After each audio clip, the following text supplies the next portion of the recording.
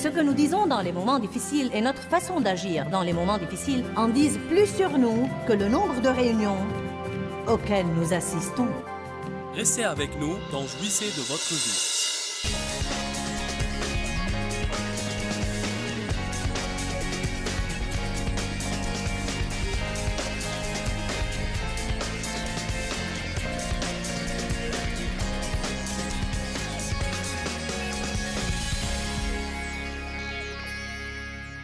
Nous avons la foi.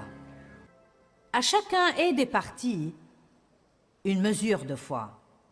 Mais votre foi doit être libérée afin d'être bénéfique à vous ou aux autres. Vous libérez votre foi par la prière ou par les paroles de votre bouche, dans la confession et même simplement dans la conversation. Vous pouvez avoir une conversation avec un ami et il peut se renseigner sur votre problème et dire « Que vas-tu faire ?» Et quand vous ouvrez la bouche pour dire « Je vais me fier à Dieu car je sais qu'il est ma solution », à ce moment-là, vous avez libéré votre foi.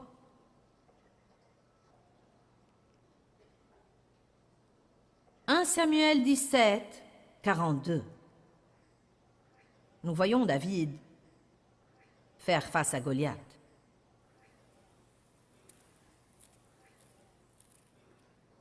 Tout le monde avait dit à David qu'il ne pouvait pas vaincre le géant. Son frère s'était moqué de lui. Le roi Saül lui avait dit qu'il ne pouvait pas le faire. Les soldats lui avaient dit aussi qu'il ne pouvait pas le faire. Mais David croyait qu'avec l'aide de Dieu, il pouvait vaincre ce géant.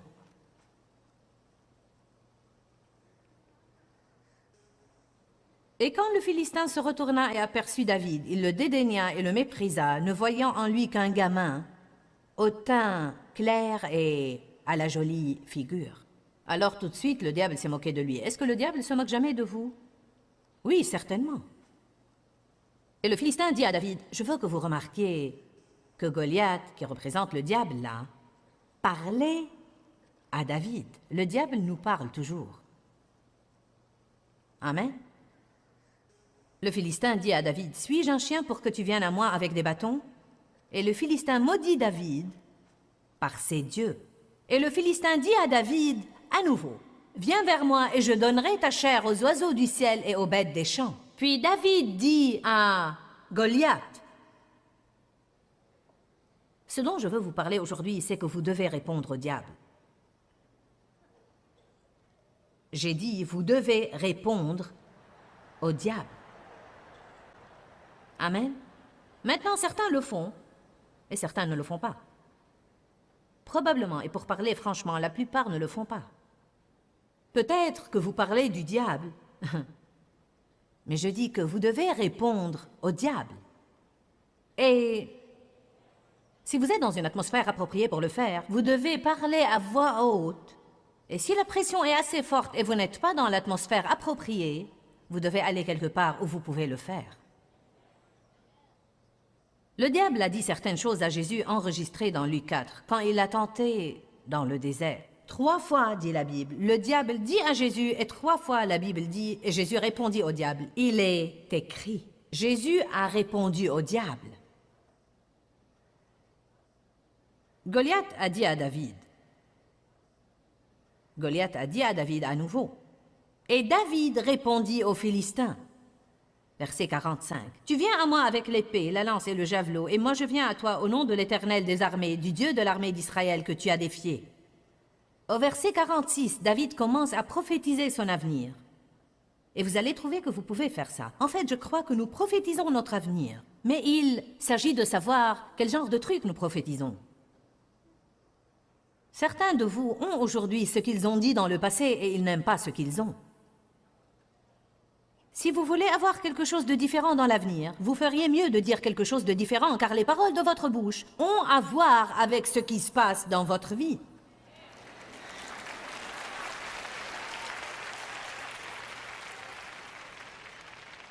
Même si vous avez écouté ça plusieurs fois, vous devez l'écouter à nouveau aujourd'hui. Mais certains n'en ont jamais entendu parler. Je suis allée à l'église littéralement pendant des années et je n'ai jamais entendu quelque chose de pareil. Je n'avais aucune idée que mes paroles avaient une force en elles-mêmes. Pour moi, je crois que c'est un des enseignements les plus indispensables que chaque croyant doit non seulement avoir, mais avoir de façon régulière, car il n'y a aucun domaine, écoutez-moi, il n'y a aucun domaine dans lequel nous avons plus de problèmes que notre bouche.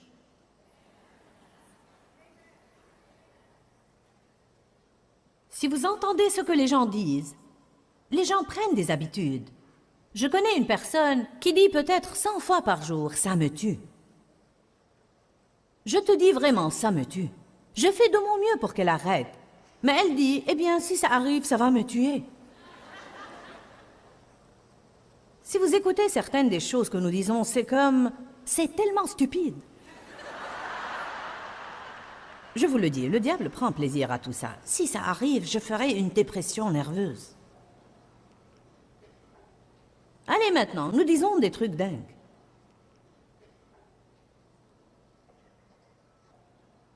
David commence à prophétiser son avenir. « Aujourd'hui, l'Éternel te livrera entre mes mains, et je t'abattrai et je te couperai la tête. Et je donnerai les cadavres du camp des Philistins aujourd'hui même aux oiseaux du ciel et aux animaux de la terre, et toute la terre saura qu'il y a un Dieu en Israël. Et toute cette assemblée saura que ce n'est ni par l'épée ni par la lance que l'Éternel sauve, car l'Éternel est le maître de guerre et il vous livrera entre nos mains. » Aussitôt que le Philistin se mit en mouvement pour affronter David, David courut vite sur le champ de bataille à la rencontre du Philistin. Maintenant, j'ai souligné dans ma Bible, David courut vite sur le champ de bataille à la rencontre du Philistin. J'ai même mis un cercle autour du mot couru. Vous dites, pourquoi as-tu fait ça? Parce que trop souvent, nous fuyons les choses au lieu de courir vers elles. Nous les fuyons dans l'espoir que quand nous reviendrons, elles auront disparu. Je crois que ce que David a fait était qu'il a vu ce géant. Il n'a pas eu un encouragement de quiconque. Il s'est réconforté dans le Seigneur. Il s'est rappelé le lion et l'ours qu'il avait déjà tués. Goliath lui parlait « Je vais te faire ça, et je vais te faire ça, et je vais te faire ça. Je vais donner ta chair aux oiseaux. » Et David a commencé dans la foi. Quand vous commencez dans la foi, vous n'avez rien dans la chair. La foi est la substance des choses que vous espérez et la preuve des choses que vous ne voyez pas. David prophétisait ce qu'il croyait que Dieu ferait, mais ça ne veut pas dire qu'il ne le faisait pas en ayant peur. Ça ne veut pas dire qu'il ne tremblait pas. Ça ne veut pas dire qu'il ne suait pas. Ça ne veut pas dire qu'il n'avait pas des idées de laisser tomber. Quand la Bible dit que David courut vite sur le champ de bataille, je crois qu'il a fait ça parce qu'il ne voulait pas prendre plus de temps pour penser à ce qu'il faisait. Il savait qu'il devait absolument le faire. Je vais faire une déclaration qui pourrait changer la vie à certains ici, surtout si vous êtes de grands penseurs. Parfois, Dieu met devant vous une chose pour que vous la fassiez. Il a une chose dans laquelle il essaye de vous impliquer, et vous vous y mettez sachant que c'est de Dieu, mais vous la tuez à force d'y penser. Vous pensez à toutes les raisons pour lesquelles elle ne marcherait pas. Vous pensez à tout ce qui pourrait arriver, à tout ce qui aurait pu arriver, et à tous ceux qui l'ont jamais essayé et pour qui ça n'a pas marché. Et si, et si, et si, et si, et si, et mais, et si, et mais. Je crois vraiment que c'est ce que Dieu m'a mis dans le cœur. La raison pour laquelle David courut vite sur le champ de bataille était qu'il savait que s'il allait y penser longtemps,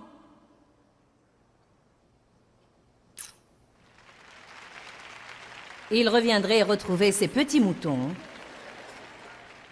et rester là pour le restant de ses jours. David était loin pour être roi plusieurs années avant qu'il n'ait porté la couronne. J'ai été ointe pour faire ce que je fais en ce moment plusieurs années avant de me mettre effectivement à le faire. Et vous êtes loin pour faire quelque chose, mais avant de le faire, vous allez avoir à vaincre votre Goliath.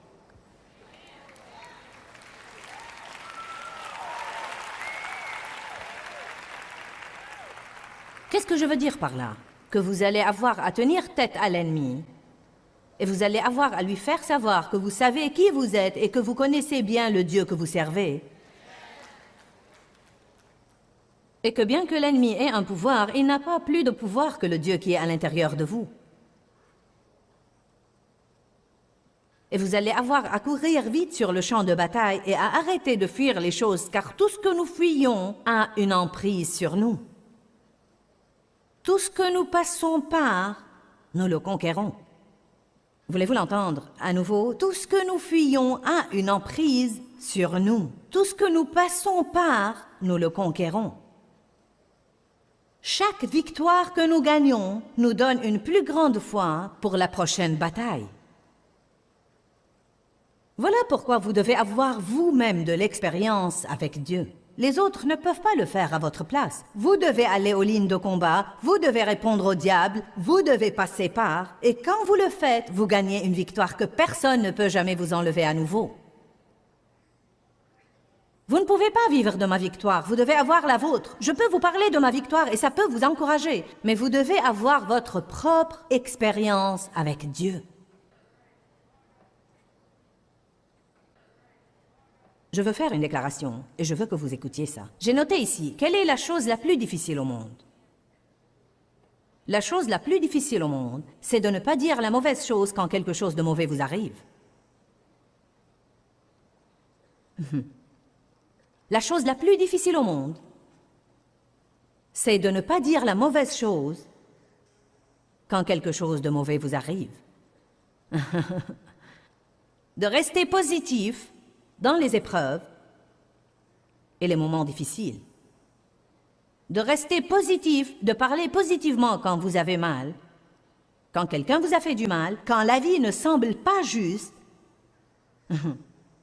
et surtout si vous avez une série de choses qui vous arrivent.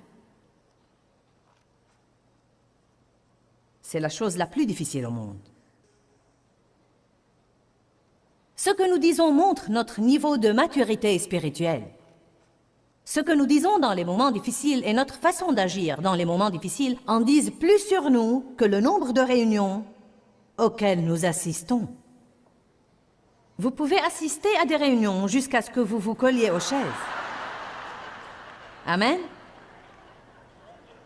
Mais ce que nous apprenons doit être testé. Et notre foi est testée par des épreuves et des tribulations. Dans le monde, vous aurez des tribulations, a dit Jésus. C'est une promesse comme toutes les autres promesses dans la Bible. Mais il a dit, prenez courage, j'ai vaincu le monde. Je lui ai ôté la force de vous faire du mal. Vous allez traverser des choses, mais elles ne peuvent pas vous causer des dégâts permanents en fin de compte si vous gardez vos yeux sur Dieu. Amen. Je ne dis pas que nous ne passerons pas par, que nous n'aurons pas mal et que ça ne fait pas peur. Mais ce que je dis, c'est que, à la fin, que dit le psaume 37? Ne t'irrite pas contre les méchants. À la fin, les justes posséderont le pays. Amen. Le diable vous dit que tout est fini et vous devez lui dire, ce n'est pas du tout fini et c'est fini pour toi, mais ce n'est pas fini pour moi. J'ai un avenir et toi pas. J'irai au ciel, mais tu seras enchaîné en enfer. Tire ton meilleur coup, diable, tu es toujours perdant.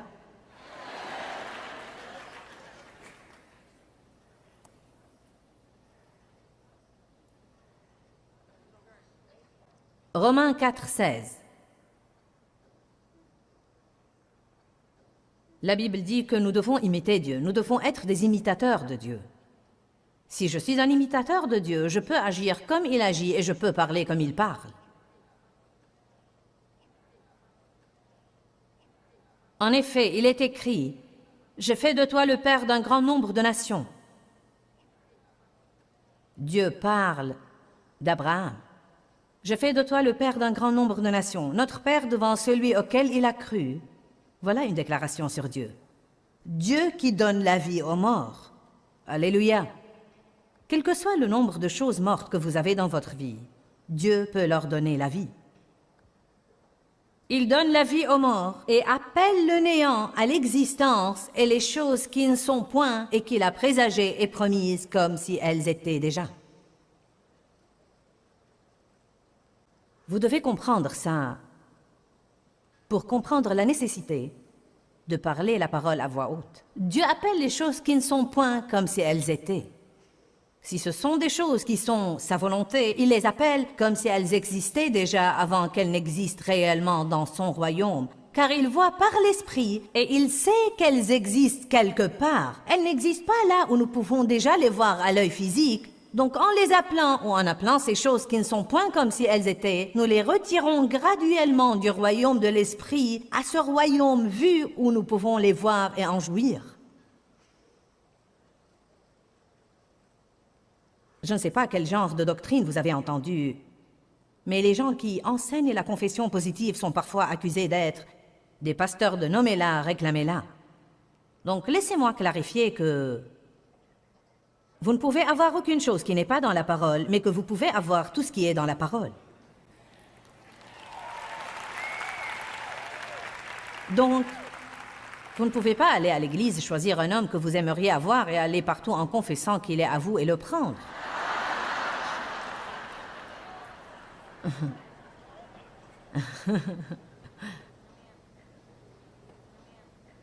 Tu es mon mari. J'appelle les choses qui ne sont point comme si elles étaient.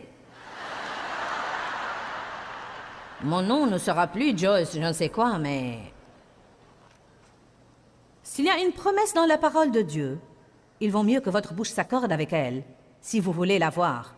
Car notre confession a beaucoup à faire avec ce que nous finissons par avoir. Si Dieu dit que je peux prospérer, je dis que je peux prospérer. Si Dieu dit que je suis béni, je dis que je suis béni. Si Dieu dit que sa force guérissante œuvrera en moi et me guérira, moi aussi je peux dire ça. Amen. Si Dieu dit que je suis sa justice par le sang de Christ, alors je peux le dire aussi. Pourquoi dirais-je que je suis nul si Dieu dit que j'ai été rendu juste devant lui? La pire chose que vous puissiez faire, c'est de dire des choses négatives sur vous-même de votre bouche. Comprenez ça. La pire chose que vous puissiez faire, c'est de dire des choses négatives sur vous-même de votre propre bouche. Jésus est mort pour vous. Vous avez une valeur et une importance. N'insultez pas le Seigneur en vous rabaissant. Il n'est pas mort pour de la camelote.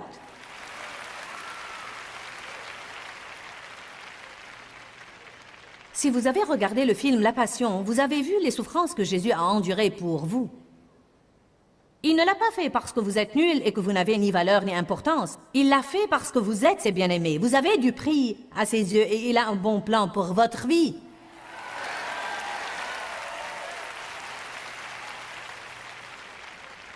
Aujourd'hui, certains de vous doivent sauver leur bouche. J'ai fait une série intitulée « Votre bouche est-elle sauvée ?» Parce que le Seigneur m'a dit en fait depuis plusieurs années « Joyce, il est temps que ta bouche soit sauvée. » Tu es sauvé, mais tu n'as pas l'air d'être sauvé la plupart du temps. Tu ne parles pas comme une personne qui est une enfant de Dieu. Tu dois prendre tes lèvres à l'autel. Ce serait un exceptionnel appel d'autel.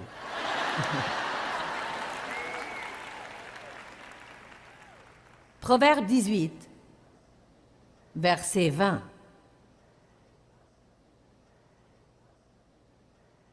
Si vous voulez avoir de bonnes choses dans votre avenir, vous feriez mieux de commencer à vous accorder avec Dieu. Je veux le dire à nouveau, je ne dis pas que vous pouvez avoir tout ce que vous voulez en le confessant. Mais je dis que vous pouvez avoir ce que la Bible dit que vous pouvez avoir. Ce que la Bible dit que vous pouvez avoir si vous vous accordez avec Dieu. Amos 3, verset 3 dit « Deux hommes marchent-ils ensemble sans en avoir convenu ?»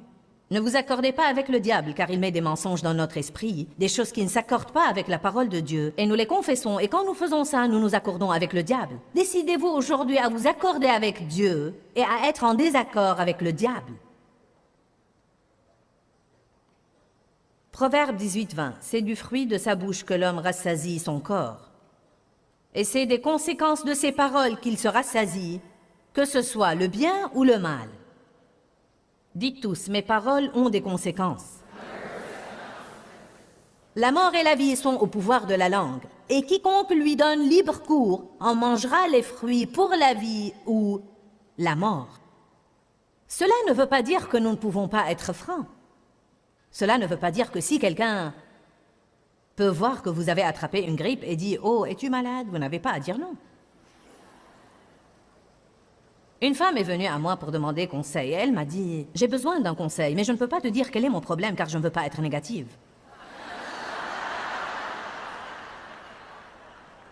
C'est vraiment extrême et ridicule. Et ce n'est pas ce que nous essayons d'enseigner. Il y a une façon de présenter votre situation sans être négatif.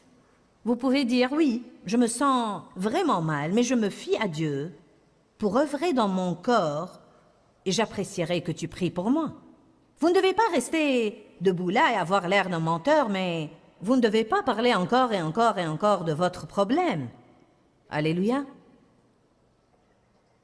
Il y a un modèle, je crois, dans la parole de Dieu sur ce que je dis, et je veux que nous y jetions un coup d'œil. Allez à Romains 10, 9 et 10.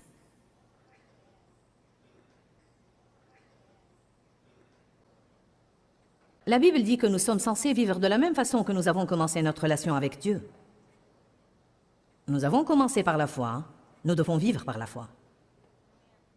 Mais dans Romains 10, il nous dit ce que nous devons faire pour être sauvés. Et je crois que ce que nous devons faire pour être sauvés est la même chose que nous devons faire pour recevoir toute autre promesse de Dieu, de sa parole.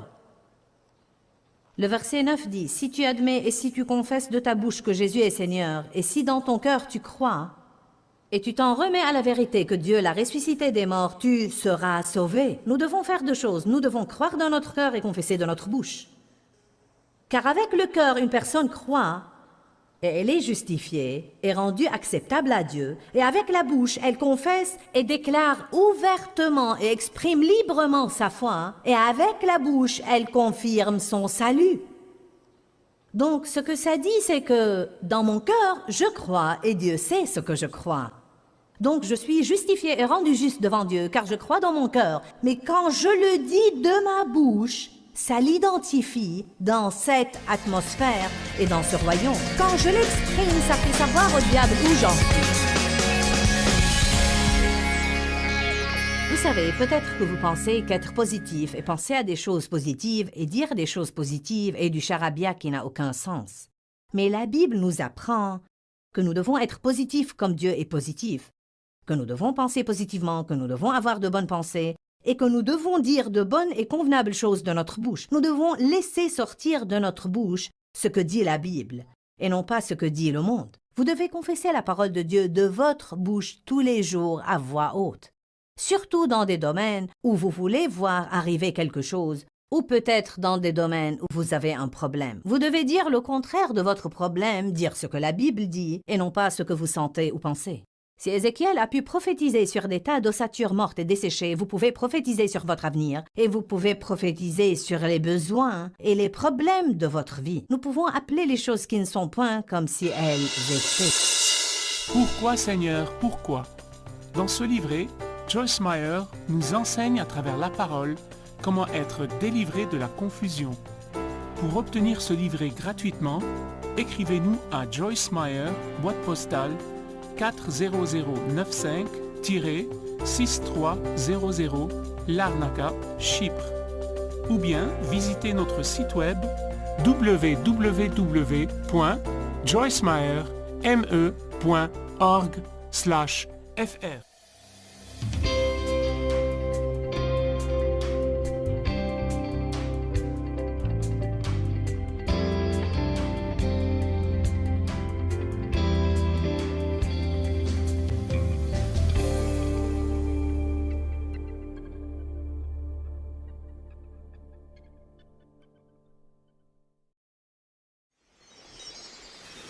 Seigneur, j'ai arrêté d'être négative et les choses ne changent pas. Rien de bien ne m'arrive bien que j'ai arrêté d'être négative. Écoutez ce que le Seigneur m'a dit. Tu as arrêté de dire les mauvaises choses, mais tu n'as pas encore commencé à dire les bonnes choses. Restez avec nous dans Jouissez de votre vie.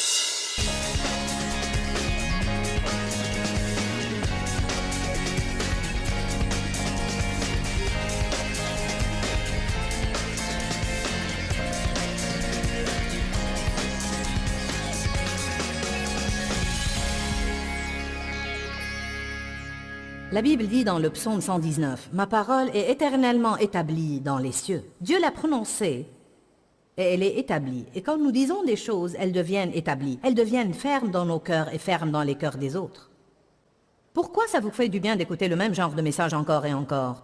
Laissez-moi vous dire une chose. Après que vous ayez écouté ce message aujourd'hui, vous allez avoir une plus grande foi dans la force de la confession et une plus grande crainte révérentielle de ce qui sort de votre bouche qu'il n'en était quand vous êtes venu. Beaucoup de vous ont déjà entendu ce message. Mais l'entendre à nouveau va vous convaincre même davantage que vous n'étiez convaincu la fois passée. Donc nous entendons des choses à plusieurs reprises et chaque fois nous devenons plus sûrs de leur réalité. Mais ça ne doit pas toujours être quelqu'un d'autre qui vous parle, vous pouvez vous prêcher vous-même.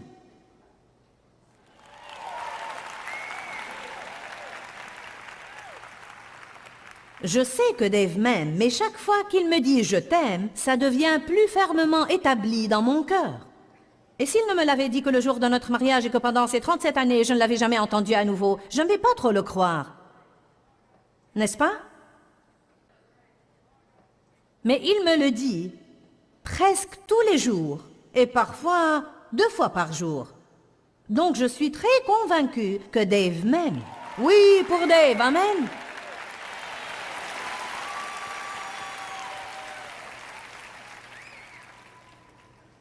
Je lui ai dit ce matin, il était dans son lit, lisant sa Bible et priant. Je me suis approchée de lui et je lui ai dit, tu sais, je suis si heureuse d'avoir un mari qui, tous les matins, quand je le regarde, est en train de lire la parole et de chercher Dieu. Amen.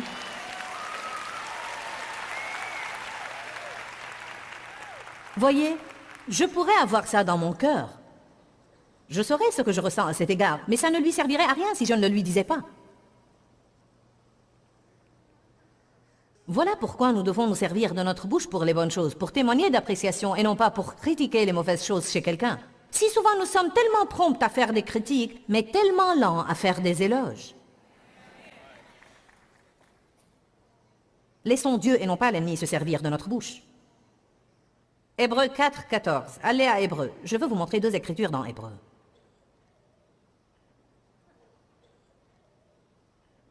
Vous ne pouvez pas vaincre Goliath la bouche fermée.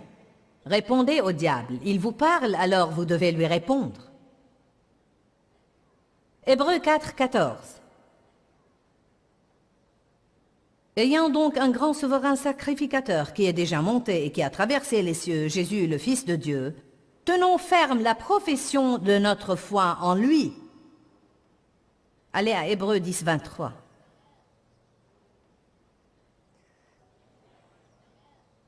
Donc saisissons et tenons ferme et gardons sans hésitation l'espérance que nous chérissons et confessons et notre reconnaissance à elle, car celui qui a promis est fiable et fidèle à sa parole. Donc voilà Paul qui dit aux gens, écoutez, quand vous êtes sous pression, gardez votre confession. Que veut dire tenir ferme? Si je dois tenir ferme une chose, c'est que quelqu'un essaye de me l'enlever. Le diable veut que nous changions notre confession au moment difficile et que notre vie soit un mélange de négatif et de positif, et qu'elle soit dépourvue de toute force. Le Seigneur me l'a dit un jour. J'avais affaire à une dame qui ne semblait jamais pouvoir avoir la victoire. Cette dame a été dans l'église pour des années et des années. Elle n'avait rien que des ennuis.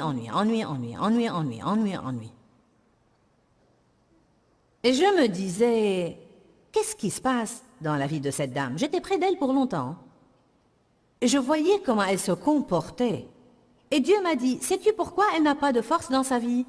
J'ai dit pourquoi? Il m'a dit, parce qu'elle continue à mélanger le positif et le négatif. Elle dit la bonne chose pour un moment, donc elle acquiert une force, et il y a une certaine énergie positive qui afflue de sa vie, puis elle aura 2 mauvais jours, et elle dira de sa bouche toutes sortes de trucs absurdes et stupides, et ses paroles lui volent tous les bons trucs. Maintenant, elle fait toutes ces choses négatives, elle se retrouve constamment là où elle a commencé. Allez maintenant.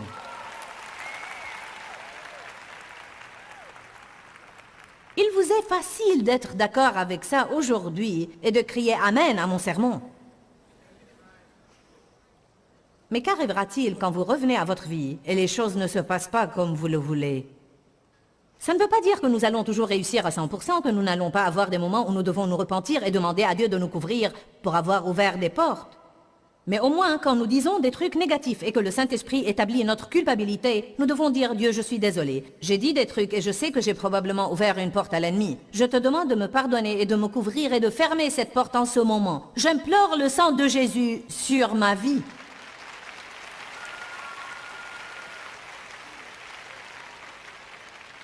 Nous devons prendre la chose très au sérieux. Tenez ferme votre confession. Bon, combien de vous savent qu'ils ont des anges gardiens? Eh bien, certains de vos anges s'ennuient à mort.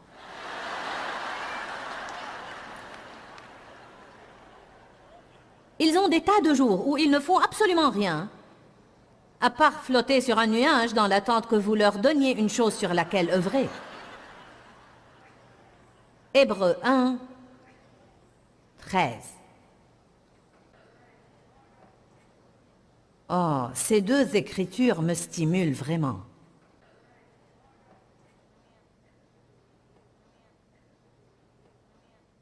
D'ailleurs, auquel des anges a-t-il jamais dit « Assieds-toi à ma droite, sois avec moi dans ma dignité royale, jusqu'à ce que je fasse de tes ennemis ton marchepied » Les anges ne sont-ils pas tous des esprits remplissant des fonctions envoyés au service de Dieu pour exercer un ministère en faveur de ceux qui doivent hériter le salut? Ouhou, c'est moi! Les anges sont des serviteurs de Dieu et ils sont envoyés à son service en faveur des héritiers du salut. J'ai personnellement une assistance angélique dans ma vie. Mais comme toute autre chose, ce n'est pas parce que Dieu me l'a donné que cette assistance angélique œuvre automatiquement dans ma vie. Je dois jouer mon rôle. Dieu a joué son rôle. Il a procuré les anges. Mais qu'est-ce que j'en fais? Je ne sais pas. Que voulez-vous que j'en fasse? Êtes-vous prêts? Psaume 103, 20. Si vous n'avez jamais entendu ça, quelqu'un va sûrement crier dans sa place aujourd'hui. Psaume 103,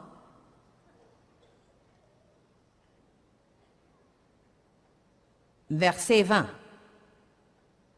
Bénissez, louez affectueusement et avec gratitude l'Éternel, vous ses anges, qui êtes puissants et qui exécutez ses ordres en obéissant à la voix de sa parole.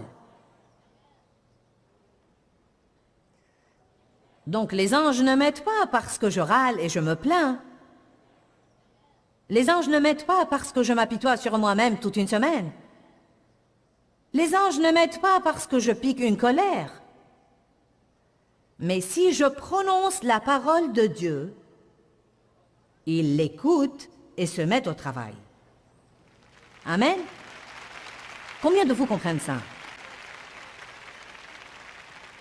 Vous devez tous les jours dire des choses comme « Toute arme forgée contre moi ne saurait aboutir, et toute langue levée contre moi en jugement, je la condamnerai. » Peut-être qu'en 25 ans, il n'y a probablement pas eu beaucoup de jours où je n'ai pas confessé cette écriture à voix haute au moins une fois.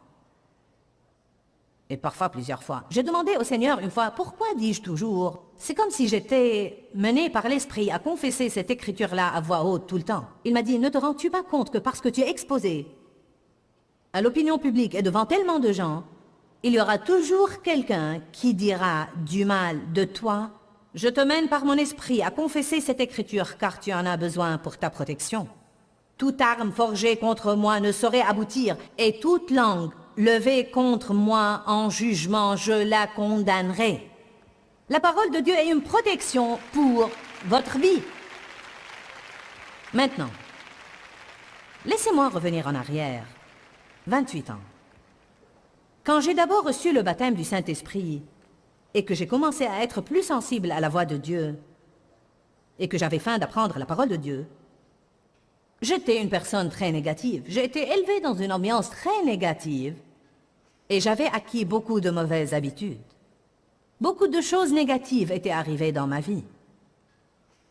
J'étais, je crois, âgée de 32 ans quand j'ai reçu le baptême du Saint-Esprit et jusqu'à ce moment-là, ma vie a pratiquement été une série de choses que la plupart des gens n'auraient pas voulu qu'elle leur arrive. Pendant ce temps, j'ai épousé Dave et c'était une merveilleuse chose. Nous avons eu des enfants et c'était merveilleux, mais j'étais toujours un désastre. Et comme j'ai commencé à m'embarquer avec Dieu, il a commencé à me dire de ne pas être négative. Si tu arrêtes d'être négative, je bénirai ta vie. Mais je ne peux pas bénir ta vie tant que tu es négative. Donc j'ai vraiment essayé de me discipliner et pendant plusieurs mois, j'ai vraiment veillé à ne pas dire des choses négatives. Ça ne veut pas dire que j'ai réussi à 100%, mais j'ai vraiment essayé d'arrêter d'être négative dans toutes les situations.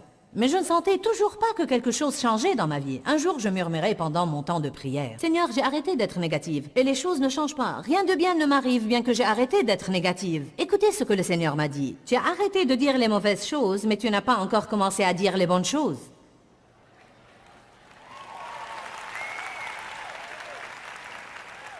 Amen. Il y a une écriture qui dit que celui qui dérobait ne dérobe plus, mais plutôt qu'il travaille et donne à ceux qui ont besoin.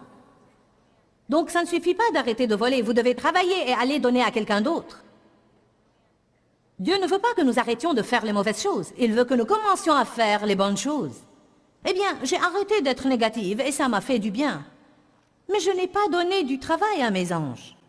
Je ne m'accordais pas verbalement avec Dieu. J'avais arrêté de faire la mauvaise chose, mais je n'avais pas commencé à faire la bonne chose. Donc, Dieu m'a enseigné. Personne ne me prêchait ce genre de truc. Je n'avais jamais entendu de message sur la confession positive. J'ai pris ça de Dieu. J'ai cherché quelques papiers et j'ai cherché une Bible et il m'a fallu quelques jours pour préparer une liste de confessions. Je me suis retrouvée avec 65 choses et aucune des choses que j'ai commencé à dire n'était encore une réalité dans ma vie à l'époque. Donc quiconque m'aurait écouté aurait pensé que j'étais une menteuse ou une folle, car je disais des choses comme « je marche dans le fruit de l'esprit »,« je marche dans l'amour »,« j'aime tout le monde et tout le monde m'aime ». Et j'étais terriblement difficile à vivre. Je disais, je suis patiente. Je peux attendre les choses avec joie. Tous mes enfants épouseront des personnes régénérées et remplies du Saint-Esprit. Ils accompliront tous l'appel de Dieu sur leur vie. Et aujourd'hui, c'est la réalité.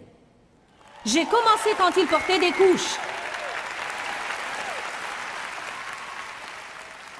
Amen. Vous feriez mieux de faire attention à ce que vous dites à vos enfants et sur eux, car ce que vous leur dites établit leur image d'eux-mêmes. Et parce que vous avez une autorité sur eux, en ce moment, vos paroles sont plus importantes dans leur vie que les leurs. L'autorité parentale est absolument extraordinaire et vous devez faire attention à ce que vous dites sur vos enfants, car avec vos paroles, vous bénissez leur avenir ou vous maudissez leur avenir. Ne dites jamais à vos enfants qu'ils sont mauvais. Ne dites pas « vilain garçon, vilaine fille ». « Oh, tu es vilain ». C'est mauvais, ne le dites pas. Ils ne sont pas vilains. Ce sont des enfants de Dieu. Ils sont bons, ils font de mauvaises choses, mais ils sont bons eux-mêmes. Vous pouvez dire « tu es un bon garçon, ce que tu as fait est mauvais, mais tu es bon et je sais que tu peux avoir une meilleure conduite ». Mais si vous continuez à leur dire qu'ils sont mauvais, vous les enterrez car ils ne peuvent jamais aller au-delà de ce qu'ils pensent qu'ils sont.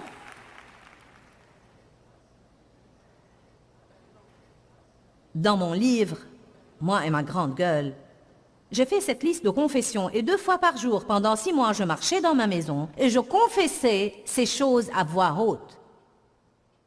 À voix haute. C'est dans le chapitre intitulé « Appelez les choses qui ne sont point comme si elles étaient ». Je disais, je suis une nouvelle créature en Christ. Les choses anciennes sont passées et toutes choses sont devenues nouvelles. Et j'ai inscrit la référence de l'Écriture. Je suis morte et j'ai été ressuscitée avec Christ et je suis maintenant dans les lieux célestes. Je suis morte au péché et je vis pour la justice.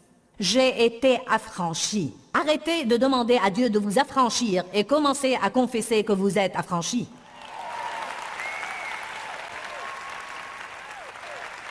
Ça semble être une petite chose, mais ça fait une grande différence. La foi est maintenant.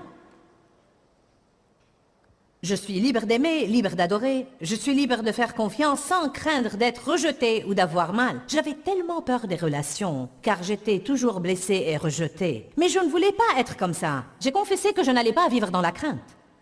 Je suis croyante, et non pas sceptique. Je connais la voix de Dieu et j'obéis toujours à ce qu'il me dit. J'aime prier, j'aime louer et adorer le Seigneur. L'amour de Dieu est répandu dans mon cœur par le Saint-Esprit. Je m'humilie et Dieu m'élève. Je suis créative, car le Saint-Esprit vit en moi. J'aime tout le monde et tout le monde m'aime. J'agis selon tous les dons du Saint-Esprit. J'ai un esprit scolarisable. Je suis une épouse soumise. J'ai dû le dire pour longtemps. Cela m'a pris plus de 6 mois. J'impose les mains sur les malades et ils guérissent. Je suis une personne responsable. Je ne juge pas les autres. Je suis une femme spirituelle. Je ne hais pas et je ne marche pas dans le non-pardon. Je me décharge de mes soucis sur le Seigneur. Je n'ai pas un esprit de timidité, mais de force, d'amour et de sagesse, etc., etc., etc., etc. J'ai dit à ma fille qui m'a entendu prêcher ce message à Floride depuis 2 semaines. « Laura, confesses-tu la parole de Dieu à voix haute? Tu m'as entendu le prêcher encore et encore. Le fais-tu » Elle a dit « Non. » J'ai dit « Pourquoi pas ?» Elle a dit « Tu sais. » J'ai dit « Est-ce à cause d'un manque de discipline ?» Elle a dit « Non. » Elle a dit « Je pense. » À vrai dire, je pense que je me sentirais vraiment stupide de rester seule à la maison et de parler à voix haute. Je vous raconte ça, elle n'y voit pas d'inconvénient car elle a eu une révélation et elle a acheté la cassette de mon sermon. Et elle a dit, c'est le jour où je vais changer, parce qu'elle a compris le principe. Je crois qu'il y a 3 raisons pour lesquelles les gens, soit qu'ils ne le croient pas, ou qu'ils ne le croient pas assez pour être motivés, soit qu'ils ne se disciplinent pas assez pour le faire, ou bien ils se sentiraient stupides. Vous êtes seul à la maison, personne ne va vous entendre. Amen. Eh bien, il y a d'autres qui vont vous entendre, pas des gens, mais le diable va vous entendre. Dieu va vous entendre, les anges vont vous entendre. Amen.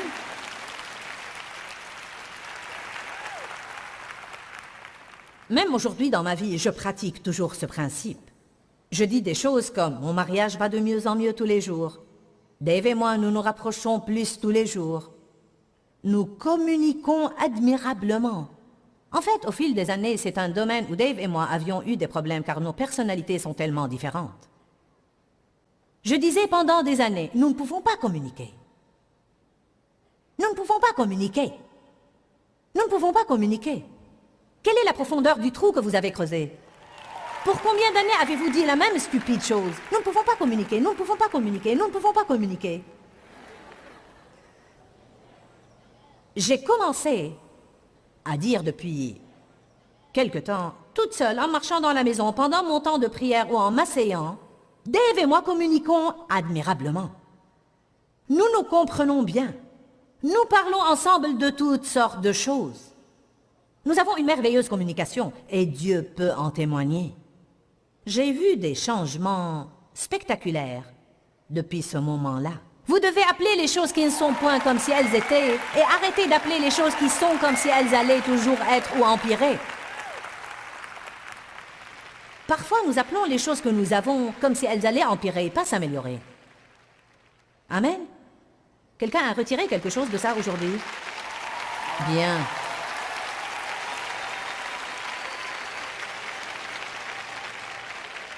Si vous avez une mauvaise image de vous-même, dites « J'ai de la valeur et de l'importance. Je suis la justice de Dieu en Christ. Je suis le bien-aimé de Dieu. Il m'appelle bien-aimé et il me dit « Tu m'es agréable. J'ai un avenir. Dieu va faire des choses formidables pour moi. » Allez à Ésaïe 65.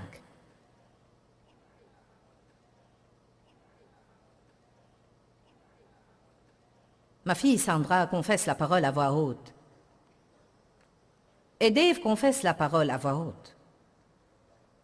Notre Benjamin traversait des choses et je l'ai aidé à faire une liste de confessions. Il l'a collée sur son réfrigérateur et il a confessé la parole à voix haute. Je vous le dis, ça marche et c'est biblique. Dieu appelle les choses qui ne sont pas comme si elles étaient. Quand le Seigneur a appelé Jérémie, Jérémie a dit « Oh, je suis un enfant ». Savez-vous ce que Dieu a dit? Ne dis pas « Je suis un enfant ». Mais tu iras vers eux et tout ce que je t'ordonnerai, tu le diras, car j'ai mis mes paroles dans ta bouche. Ne dis pas ça, Jérémie. Ne dis pas ça. Moi, je dis que tu peux le faire, ne dis pas que tu ne peux pas. Alléluia.